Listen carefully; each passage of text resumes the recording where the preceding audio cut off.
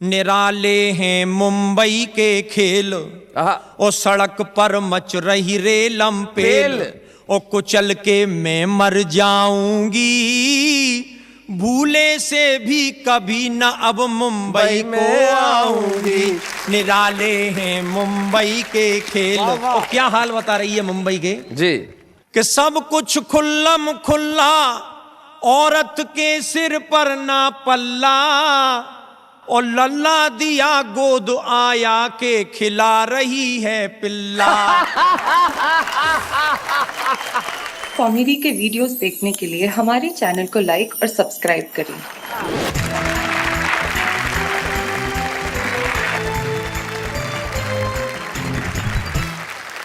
क्या बात है। हमारे साथ हमारे 3 कवि मित्र आज उपस्थित है। जैमिनी हरियाणवी जी, जिन्होंने बूढ़ा होने से इनकार कर दिया, और इनके बेटे जब इनको कहते हैं कि बाप बुजुर्ग हो गए, तो ये कहते हैं बूढ़ा होगा तेरा बाप। वेद प्रकाश वेद, जो बड़े कमाल के व्यंगकार हैं। और उसके बाद ये जो आइटम यहाँ उपस्थित है, भारत में 1951 के बाद रंगीन फिल्में बनना शुरू हुई। ये उसके पहले का श्वेत श्याम चलचित्र है।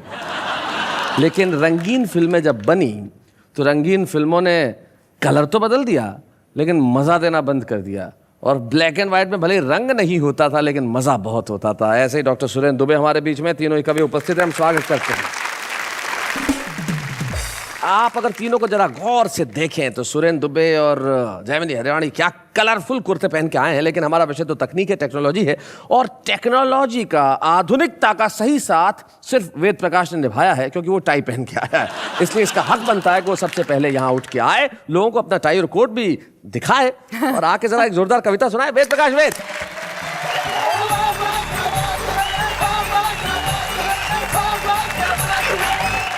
आप सबको नमस्कार करता हूं जी, और आपको धन्यवाद देता हूं कि मैं आपकी पहली पसंद बना। मेरी पहली पसंद में तो कोई खास बात नहीं, इनकी पहली पसंद में खास मैंने बात तो है। आपका नाम इसलिए ले लिया कि आपका भी सम्मान रह जाए। आपने बताया दुबे जी के बारे में, उनको देखकर आपको 1951 से पहली ब्लैक एंड व्हाइट फिल्में याद आई। मेरी समझ में एक बात नहीं आई, फिल्म वाले उस समय ब्लैक एंड व्हाइट में व्हाइट कहाँ से लाते थे। एक कविता मैं आपको सुनाता हूँ। हाँ भाई। और कविता का शीर्षक है मल्लिका जी स्वर्ग में। क्या बात है, मल्लिका जी स्वर्ग जी, में। जी, टेक्नोलॉजी की बातें हो रही हैं, तो मैं आपको बता दूं, स्वर्ग एक ऐसी चीज है जहां साइंस भी किसी को जाने से नहीं रोक सकती जी। उसकी भी लिमिटेशन है, वो भी बस आने वाले को ही रोक सकती है।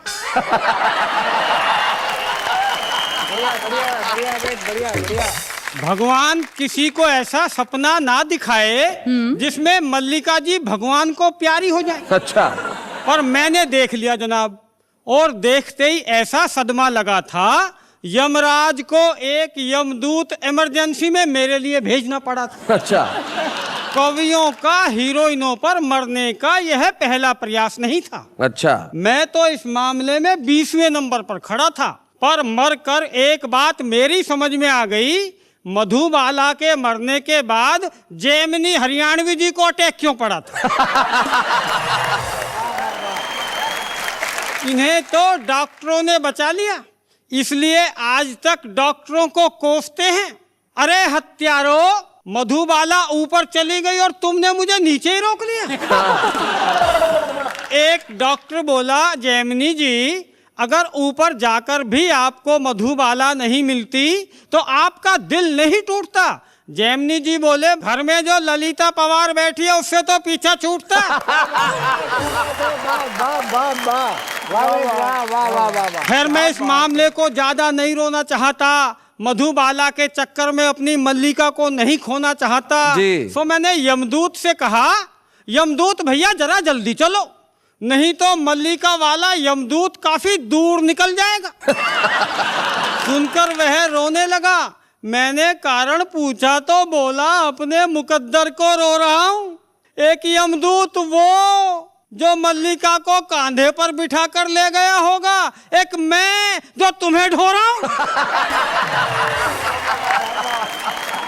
खैर, किसी तरह यमपुरी आई जी, तो पता लगा वहां भी हाहाकार था। अच्छा। वो यमदूत मल्लिका को लेकर फरार था। यमराज की सारी टीम माथे पे हाथ धरी बैठी थी, सबकी नानी मरी बैठी थी।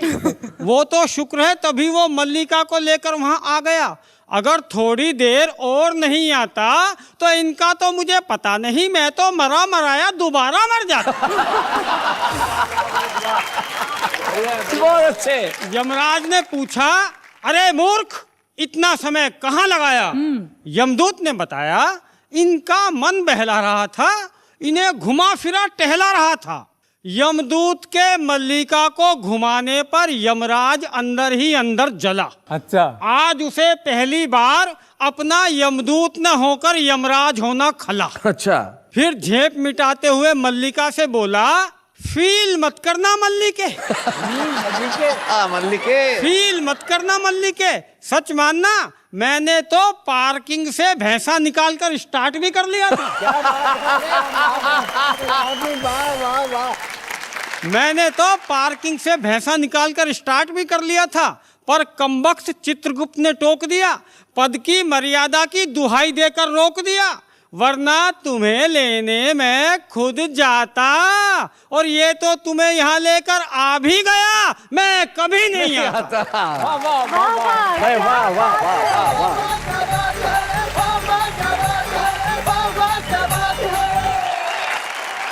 वेद प्रकाश, आपने अपनी कविता में कुछ कमाल की बातें की। ये टेक्नोलॉजी का ही कमाल है कि भैंसा भी स्टार्ट हो सकता है। एक बुढ़िया एक बस में चढ़ी, बहुत भीड़ थी, अब कोई सीट नहीं और कोई बिठाने को भी तैयार नहीं। ड्राइवर को दया आ गई तो उसने अल्टीमेटली उसे बोनट पे बिठा लिया, बोले यहाँ जगह है। कुछ देर बाद इनकी तरह कोई खूबसूरत सी जवान सी लड़की चढ़ी, हर आदमी सीट देने को तैयार, हाँ। यहाँ बैठ जाओ, यहाँ बैठ जाओ, यहाँ बैठ जाओ, और वो बैठने को तैयार नहीं। तो वहां से बुढ़िया ने कहा, बोले बैठ जा, वरना कुछ साल बाद बोनट पे ही बैठना पड़ेगा। लेकिन जब हम तकनीक से बहुत ज्यादा व्यस्त होते जा रहे हैं, एक प्रसिद्ध कवि का दोहा याद आता है। वो कहते हैं कि फोन, फैक्स, ईमेल से पहुंचे इंटरनेट, खुद से दूरी बढ़ गई, जग को लिया समेट। हमने जग को समेट लिया है, लेकिन खुद से दूरी बढ़ा ली। लेकिन हमसे हमारी दूरी को मिटाने के लिए हमारे बीच में एक ऐसा कवि है जिसका और हंसी का ऐसा गहरा नाता है जैसा उसका और उसके रंग का। डॉक्टर सुरेंद्र दुबे।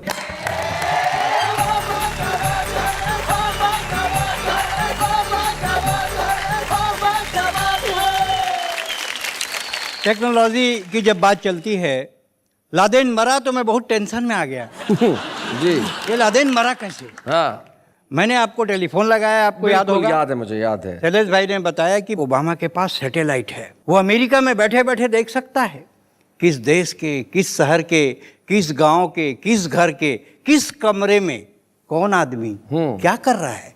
तब से ना मैं नहा सक रहा हूं। बहुत अच्छे। यहाँ स्नान करे गरीब सुदामा और वहां हुस्न का दीदार करे ओबामा। जब ओबामा हिंदुस्तान आए तो वो हिंदुस्तान आए क्यों? वो आए थे उत्तराधिकारी की तलाश में। हाँ। उन्होंने बिल्कुल नहीं की देरी, मुझको रायपुर फोन किया और कहा, मिस्टर ब्लैकबेरी, अब अमेरिका की जिम्मेदारी तेरी। वाह वाह, क्या बात है दुबे जी। ये टेक्नोलॉजी से हम बहुत परेशान हैं, क्या बताएं। पहली बार जब हवाई जहाज में बैठे, बहुत देर तक प्लेन सड़क में चलता है, हाँ, जिसको ये रनवे बोलते हैं। हमको तो लगा कि ठग दिया। हाँ। हमने एयर होस्टेस को बुलाया और कहा, भौजी बाबूजी, प्रदेश का मामला इज्जत से बात। बाबूजी भाई बहुत अच्छे। हमने तो एयर होस्टेस को बुलाया और कहा, भौजी पैसा हवाई जहाज का लिए हैं, सड़के सड़क ले जा रहे हैं। बोले नहीं, ये रनवे है, थोड़ी देर बाद उड़ेगा। थोड़ी देर बाद हवाई जहाज उड़ा, हमको लगा कि वो उड़ गया। हम एक दूसरा एयर होस्टेस बुलाया, कहा, काकी काकी, उसका उम्र ज्यादा था ना, मतलब इनके बराबर की थी। हाँ, इन्हीं के आसपास। दुबे जी सच बताइए।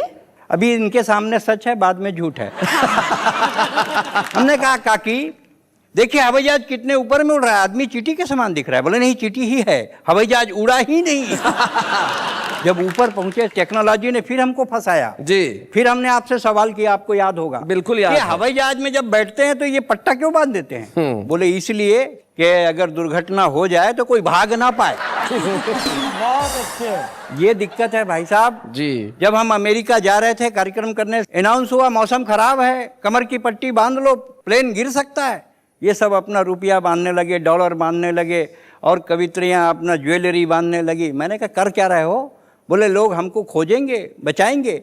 मैंने कहा कभी पहली बार बैठे क्या हवाई जहाज में? लोग मेरे को खोजेंगे। मालूम है आपको कि जब हवाई जहाज क्रश होता है, गिरता है, सबसे पहले ब्लैक बॉक्स खोजा जाता है।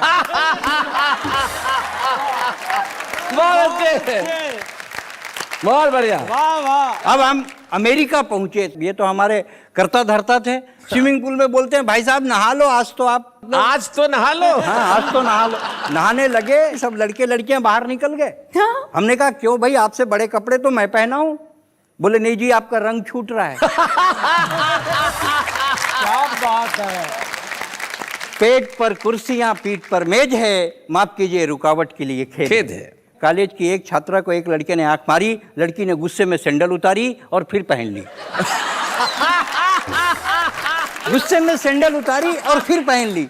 हमने कहा लक्ष्मीबाई की बहन आपने कैसे कर लिया सहन? अरे कमीने को मजा चखाती, 151 तो नहीं 34 में बंद करवाती। कविराज आप नौसिखिए हैं, ये लड़का बहुत ट्रेंड है। मारू तो कैसे मारू, यही तो मेरा बॉयफ्रेंड है।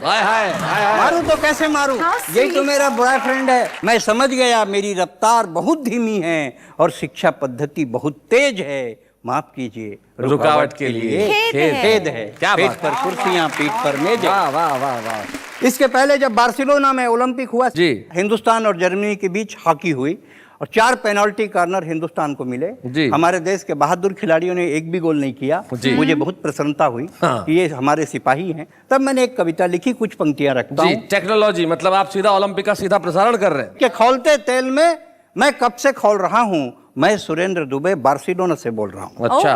Running commentary of hockey from Barcelona. Live telecast of hockey, India versus Germany, women versus man. Women versus man. मैं देख रहा हूं वातावरण में ठंडक, मौसम साफ है, लगता है हॉकी में हमारे 2-4 बाप हैं। भारतीय खिलाड़ी मैदान में सरपट भाग रहे हैं, कुछ सो रहे हैं, कुछ जाग रहे हैं। बॉल सेंटर फॉरवर्ड में जर्मनी के खिलाड़ी के पास। भारतीय खिलाड़ी ने चिल्लाकर कहा, पत्नी भी आई है साथ, इज्जत का सवाल है बाप, एक गोल बनाने दे। इज्जत का सवाल है बाप, एक गोल बनाने दे। सभी ने मिलकर भगवान को मनाया और भगवान ने एक पेनल्टी कॉर्नर दिलाया बाल भारतीय खिलाड़ी के पास। और भारतीय खिलाड़ी ने जैसे ही पेनल्टी कॉर्नर को गोल में तब्दील करने की हिम्मत जुटाई, एक लड़की चिल्लाई हाय। भारतीय खिलाड़ी ने कहा हाय, अब बाल इधर जाए या उधर जाए।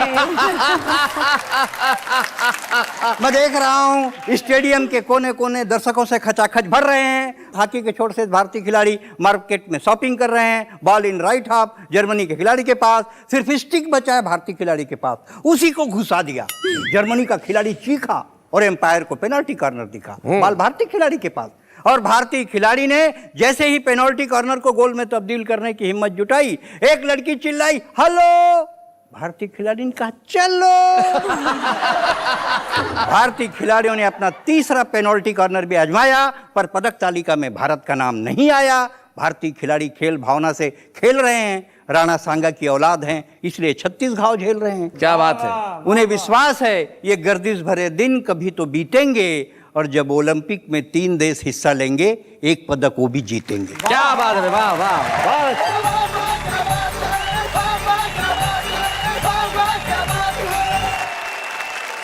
भाई बहुत बढ़िया डॉक्टर सुरेंद्र दुबे, जो आप हमारी हॉकी की स्थितियां बता रहे थे और सचमुच हॉकी की स्थिति ऐसी हो ही गई है। शरद जोशी जी मुझे अचानक याद आए, भारतीय खिलाड़ियों के लिए वो कहते थे कि हमारा खिलाड़ी ओलंपिक में जाता है और हार के आता है। क्या बात। और जब हॉकी में गोल करने का जब भी मौका आता है, हमारा खिलाड़ी सामने वाले खिलाड़ी को झुक के नखलवी अंदाज में कहता है पहले आप। एक बात बताइए जी, कोई ऐसी मशीन बनी है जिसके पास सारे सवालों के जवाब हो? हाँ, अरे ऐसी मशीन तो जब से दुनिया बनी है तब से हाजिर है। क्या बात है? जी, ऐसी मशीन जो हर सवाल का जवाब देना जानती है, उसे पत्नी कहते हैं। That's very funny. It's not funny, it's truth. जिंदगी में कुछ सच ऐसे होते हैं जो कभी बदलते नहीं है। जैसे उम्र, उसका बढ़ना लाजमी है, लेकिन उम्र बढ़े तो ये जरूरी नहीं कि आदमी शिथिल हो जाए। कुछ लोग ऐसे होते हैं कि जैसे जैसे उम्र बढ़ती है वैसे वैसे उनकी मस्ती बढ़ती चली जाती है। एक ऐसे ही कवि हमारे बीच में है, हमारे साथ हैं, हमारे बड़े ही आदरणीय और हम सबके फादरणीय जैमिनी हरियाणवी।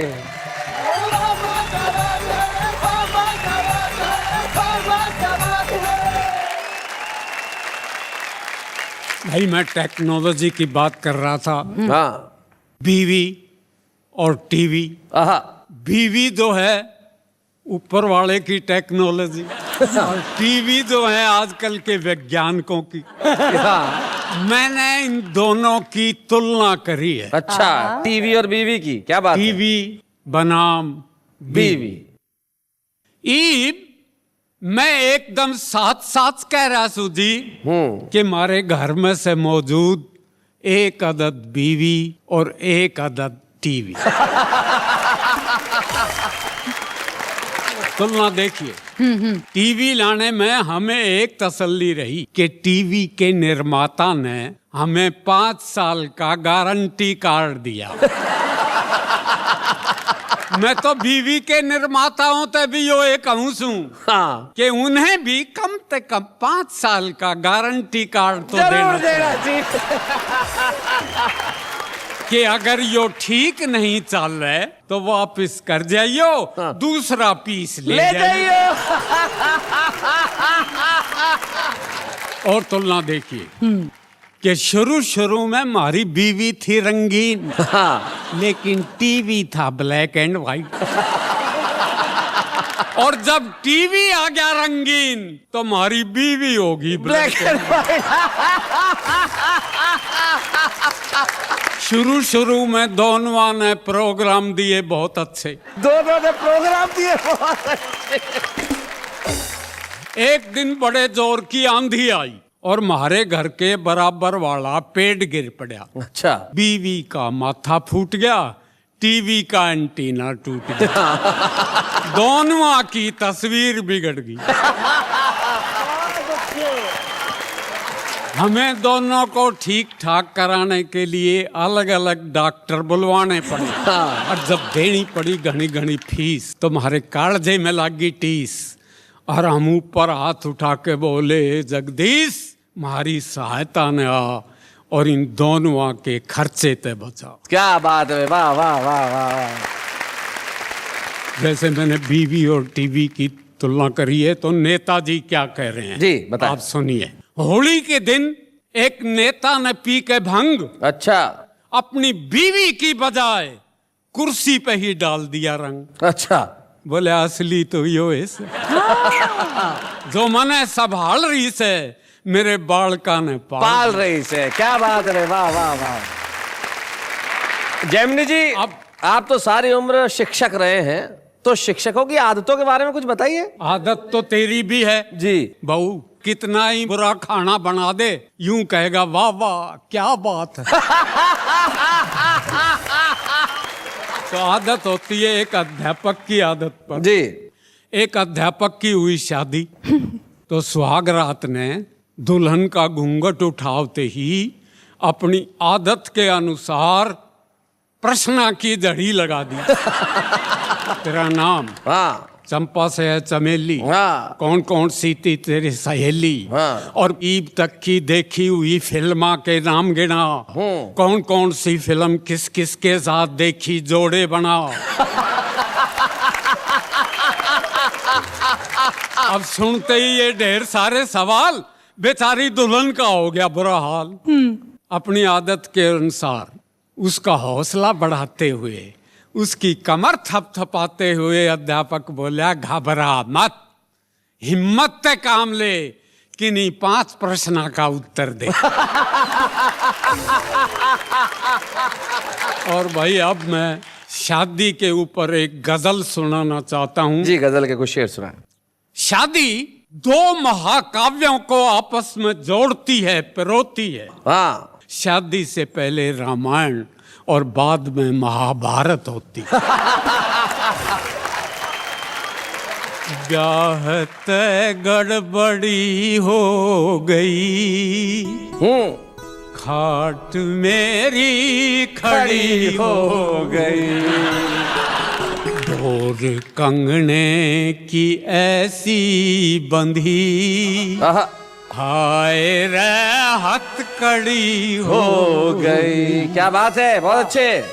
हम कहें हम तो सूली चढ़े, हम कहें हम तो सूली चढ़े, वो कहें घुड़चढ़ी हो गई। क्या बात है, बहुत अच्छे जी वाह। ऐसी वरमाला पहरी के इब आंसुओं की लड़ी हो। क्या बात है, वाह वाह वाह। 15-20 साल के बाद दिन में तारे दिखाई दिए, आंख कितनी बड़ी हो गई। क्या बात है, शक्ल पे 12 बजने लगे, शक्ल पे 12 बजने लगे, शक्ल मेरी घड़ी घड़ी हो गई। क्या बात है।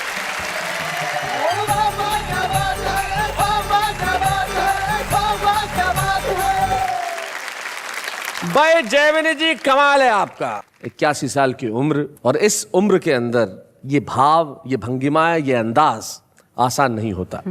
वैसे जयमिनी जी बड़े हाजिर जवाब है। एक बार एक बस में कहीं चढ़ रहे थे, एक 75 साल की बुढ़िया भी चढ़ी, तो उन्होंने इनको कहा कि ताऊ कहाँ जा रहे हो। अब 75 साल की बुढ़िया ने कहा कि ताऊ कहाँ जा रहे हो भैया। तो जयमिनी जी बोले बेटी तेरी खातिर लड़का देखने जाता हूँ। तो ये है जयमिनी हरियाणवी। भाई इनकी मस्ती को, इनकी ऊर्जा को और इनके इस उल्लास को हम मिलकर एक बार प्रणाम करते हैं। भाई क्या बात है जयमिनी जी। ये तालियां सिर्फ आपकी कविता के प्रति प्रशंसा का भाव ही नहीं है, ये वो श्रद्धा है जो हम सबके भीतर आपके लिए है। आप जीवन के हर दिन को उत्सव मानते हैं, और जब ऐसा व्यक्ति इतने वर्षों से हिंदी कविता और हास्य के लिए इतने सालों से काम कर रहे हो, ऐसे श्री जयमिनी हरियाणवी जी का हम जोरदार करतल ध्वनि के साथ वाह वाह क्या बात है के मंच पे सम्मान करते हैं।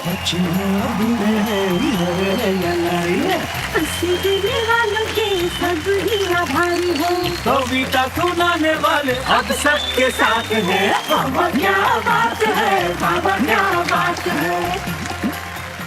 जयमिनी सर, जनरली हमारे मंच पे जब हम किसी का सम्मान करते हैं तो उनके परिवार वालों में से कोई यहाँ उपस्थित रहता है। आपके परिवार से कौन आया है? मेरा बेटा आया है। तो बुलाइए उन्हें। कहाँ है? हाँ, अरे ये शैलेश मेरा बेटा। ओ ये तारक आपके बेटे हैं।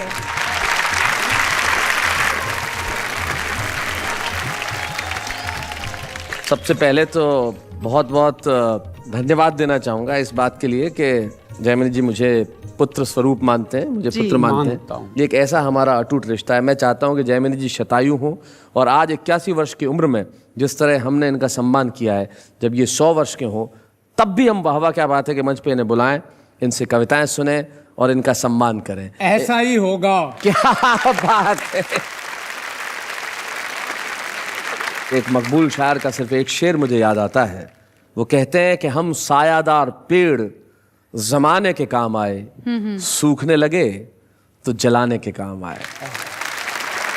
आज इस मंच पे सिर्फ जयमिनी हरियाणवी का ही नहीं, जिस तरह इन्होंने मुझे अपना पुत्र कहा है, मेरा भी हुआ है सम्मान। स्वागत, वेलकम, खैर मकदम उस कार्यक्रम में जिसका नाम है वाह वाह क्या बात है। वैसे एक बात कहूं, मेरे मन में एक सवाल आ रहा है। ओहो, आ गया। हाँ। आज बहुत देर के बाद आया, लगता है ट्रैफिक जाम में फंस गया होगा। चलिए चलिए, जब आ गया तो पूछिए पूछिए।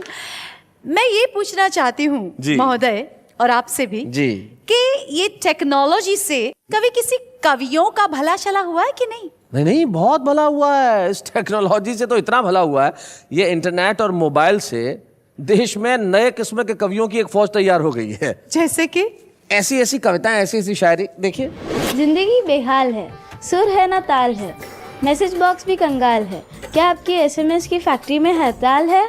यार कुछ तो भेजो, ये मेरी मोबाइल की जिंदगी का सवाल है।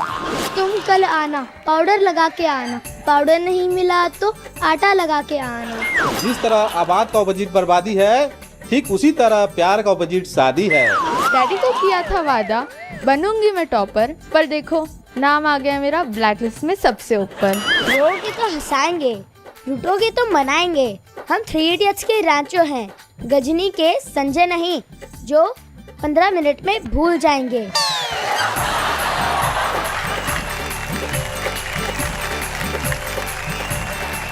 भाई हमारे कवि मित्रों, है कि नहीं ये नए किस्म के कवियों की फौज? ये जो मोबाइल पे SMS पढ़ पढ़ के जो कवि बन गए हैं, क्या बोलते हैं दुबे जी? 2-2 लाइन की कहीं से भी उठाए और कहीं भी घुसाए। समा परवाने से कहती है, हाय हाय, दूर हट परवाने तेरी नाक बहती है। सर एक मिनट सर, मैं भी कुछ सुनाना चाहता हूँ। सुनाइए। नहीं वहाँ के मैं भी कुछ लिखता हूँ। क्या नाम है आपका? सर जयंत। जयंत, क्या बोलते हैं? बिल्कुल सुनानी चाहिए। क्या दिक्कत है? बिल्कुल आना चाहिए। तो जरा तालियां बजाइए भाई, आइए आप भी सुनाइए, क्या सुनाना चाहते हैं, आइए।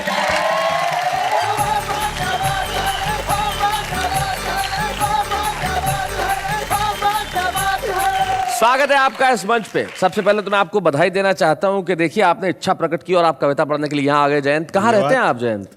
सर मैं मुंबई में रहता हूँ। मुंबई में रहते हैं, क्या बात है। और हिंदी में कविताएं लिखते हैं? हाँ सर, मेरी मदर टंग तो मराठी है जी, लेकिन मैं लिखता हूँ हिंदी में। क्या बात है। यही इस देश की सबसे बड़ी विशेषता है, ये जो भाषाएं हमें जोड़ने का काम करती है, जिसका एक उदाहरण आप हैं। आपसे अनुरोध करता हूं कि आइए कविता सुनाइए। कविता सुनाने के पहले मैं कुछ बताना चाहता हूँ कि मुंबई में लोकल ट्रेन तो काफ़ी मशहूर है जी। तो जब लोकल ट्रेन में एक अनाउंसमेंट होती है अगले स्टेशन के बारे में, अगर अगला स्टेशन दादर है तो 3 भाषाओं में अनाउंसमेंट होती है, जैसे कि पुडील स्टेशन दादर, अगला station Dadar, next station Dadar. Hindi, Marathi, English तीनों में अनाउंसमेंट, तीनों भाषाओं में ये होता जी। है। तो कविता का शीर्षक है पुडील स्टेशन प्यार, अगला स्टेशन प्यार, नेक्स्ट स्टेशन प्यार।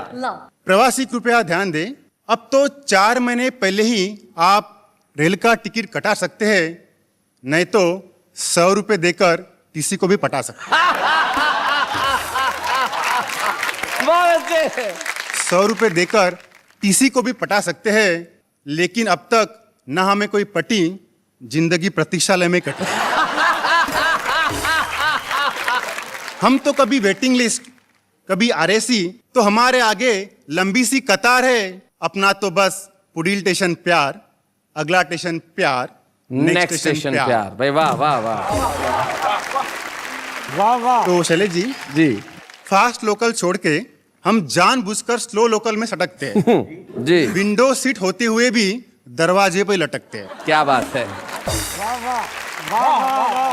लेडीज डिब्बे की तरफ नैन हमारे मटकते हैं, CRPF की आंखों में हम वो खटकते हैं।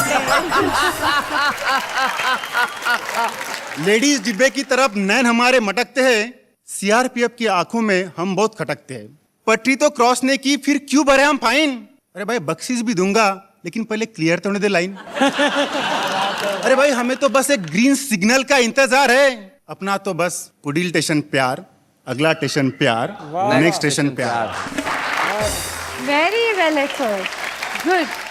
आगे की जो पंक्तियां है ये आज की जनरेशन के लिए है, आपके लिए भी।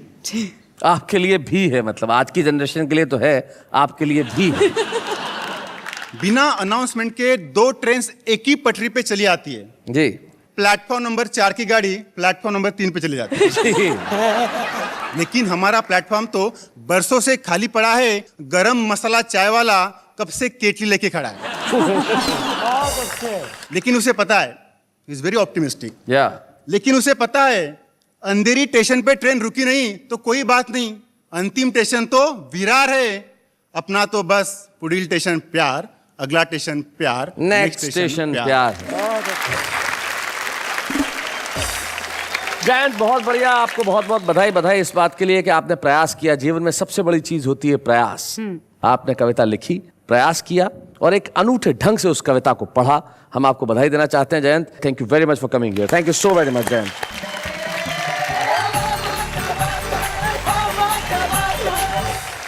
शैलेशी जी, क्या बात है? यही तो बात है कि क्या बात है। देश का हर आदमी एक दूसरे से पूछ रहा है कि क्या बात है। और जब एक आदमी पूछता है इन दिनों कि क्या बात है, तो वो कहता है वाह वाह वाह क्या बात है। हाँ तो बताइए, कहाँ है हमारे छुपे रुस्तम साहब? हमारे जो छुपे रुस्तम हैं वो बड़े रस भरे हैं, क्योंकि ये भगवान भी है, मकरंद भी है, इनके पास कविता भी है और छंद भी है। तो लेके आते हैं हम हमारे छुपे रुस्तम भगवान मकरंद को।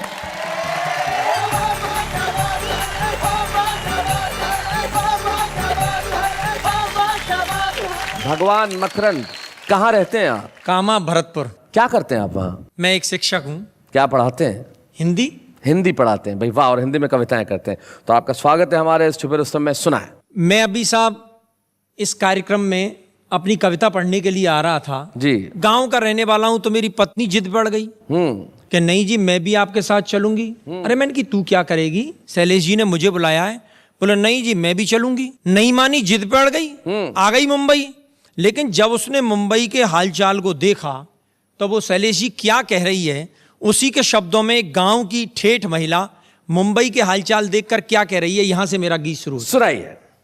निराले हैं मुंबई के खेल, और सड़क पर मच रही रेलम पेल, और कुचल के मैं मर जाऊंगी, भूले से भी कभी न अब मुंबई को आऊंगी। निराले हैं मुंबई के खेल। और क्या हाल बता रही है मुंबई के जी, कि सब कुछ खुल्लम खुल्ला, औरत के सिर पर ना पल्ला, और लल्ला दिया गोद आया के खिला रही है पिल्ला। पकड़ के एक दूजे का हाथ, और जा रही जाने किसके साथ, न ऐसी मैं बन पाऊंगी, घुंघटा उठा जुहू पे फोटो ना खिंचवाऊंगी। निराले हैं मुंबई के खेल। और क्या बता रही है साहब निराला मुंबई का, कि लड़का लड़की डाल हाथ में हाथ दिखाए तन को जी, और बूढ़े बड़े कोई ना रोके, कोई न टोके इनको। आज जो मिले तो हो गया प्यार, और कल जो मिले हुई तकरार, और करें छुप छुप के झूठा प्यार।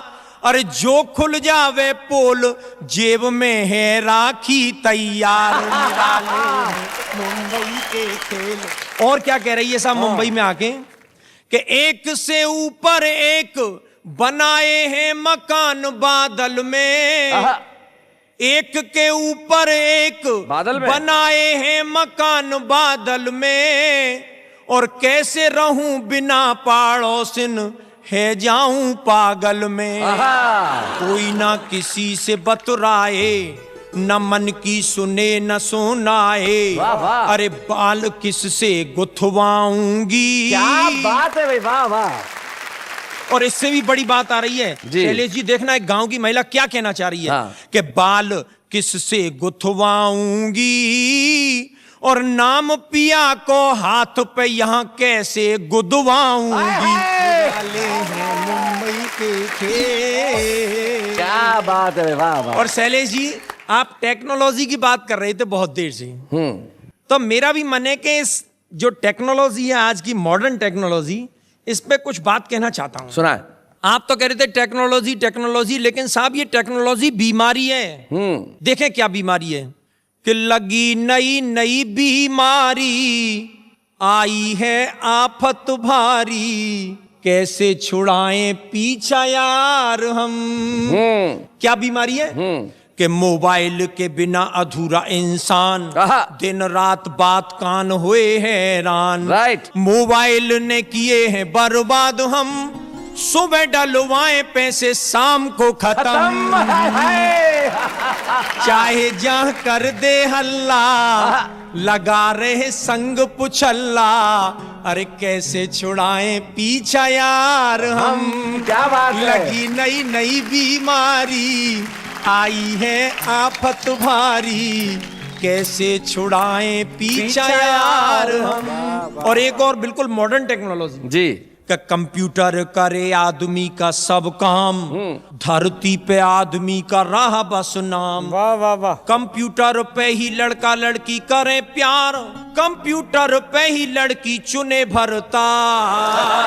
अरे बिना कंप्यूटर भैया पार हो कैसे नैया, कैसे छुड़ाएं पीछा यार हम। क्या बात है भाई, वाह वाह वाह भाई, बहुत बढ़िया। भगवान मकरन आज आपको सुन के वाह वाह क्या बात है, बहुत खुश है। और आज हम चाहते हैं एक प्रोत्साहन के रूप में हम आपको एक कलम यहाँ प्रदान करें। क्या बात। जोरदार तालियां भगवान मकरंद के लिए। हंसी देने वालों के सब ही आभारी है, कविता सुनाने वाले अब सबके साथ है। तो भाई हमने आज यहाँ पे एक प्रोत्साहन चिन्ह दिया भगवान मकरंद को कि ये छुपा रुस्तम छुपा नहीं रहे, सारे देश में इसकी विजय पताका फहरे। किसी एक शायर के दो बड़े अच्छे शेर मुझे याद आते हैं। वो कहते हैं कि वक्त जब अच्छा नहीं होता है कोई भी अपना नहीं होता। क्या बात। वक्त जब अच्छा नहीं होता कोई भी अपना नहीं होता, और साथ है जिसके तसव्वुर तेरा वो कभी तन्हा नहीं होता। तो इनके साथ तो हमेशा तसव्वुर बना रहेगा कविताओं का और उस कार्यक्रम का जिसका नाम है वाह वाह क्या बात है।